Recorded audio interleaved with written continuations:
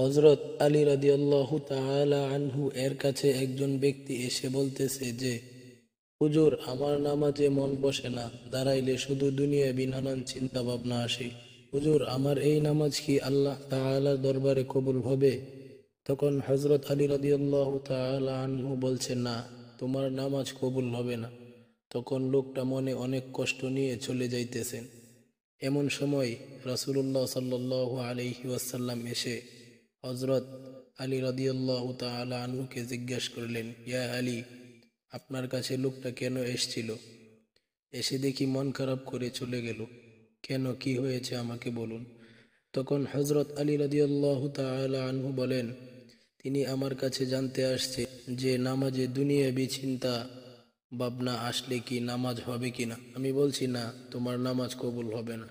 রাসূলুল্লাহ সাল্লাল্লাহু আলাইহি ওয়াসাল্লাম তখন বললেন, ইয়া আলী, আপনাকে আমি একটা চাদর উপহার দিতে চাই, তবে একটা শর্ত আছে।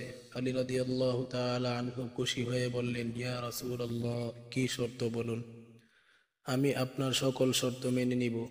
বুঝতে তো পারছেন রাসূলুল্লাহ সাল্লাল্লাহু আলাইহি ওয়াসাল্লাম এর চাদর বলে কথা। তখন রাসূলুল্লাহ সাল্লাল্লাহু আলাইহি ওয়াসাল্লাম বলেন, ইয়া আলী, আপনি যদি এই মুহূর্তে দুরাকাত নামাজ একনিষ্ঠভাবে পড়তে পারেন দুনিয়াবি সকল চিন্তা দূর করে, তাহলে আমি আপনাকে সেই চাদরটি উপহার দেব। হযরত আলী রাদিয়াল্লাহু তাআলা আনহু খুশি হয়ে বলল, এটা সাধারণ ব্যাপার। আলী রাদিয়াল্লাহু তাআলা আনহু তখন নামাজে দাঁড়িয়ে গেলেন, আর তিনি নামাজে পড়তে শুরু করলেন। এমন সময় তার মনের মধ্যে শুধু ভাবনা চিন্তা আসতে শুরু করলো। আচ্ছা, আমাকে রাসূলুল্লাহ সাল্লাল্লাহু আলাইহি ওয়াসাল্লাম যে চাদরটা দিবেন, সেটা কি ফাতিমার চাদর না রাসূলের? আচ্ছা, চাদরখানা দেখতে কেমন হবে, এই বিভিন্ন বিষয় নিয়ে ভাবতে লাগলেন। তিনি ভুলেই গেছেন যে দুনিয়াবি চিন্তা নামাজে আনতে রাসূলুল্লাহ সাল্লাল্লাহু আলাইহি ওয়াসাল্লাম নিষেধ করেছেন। এর মধ্যে হযরত আলী রাদিয়াল্লাহু তাআলা আনহু এর নামাজ পড়া শেষ।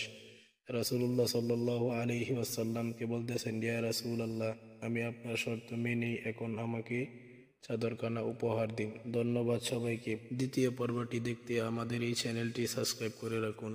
খুব শীঘ্রই দ্বিতীয় পর্ব আসছে ইনশাল্লাহ। সবাই ভালো থাকবেন, সুস্থ থাকবেন। আসসালামু আলাইকুম।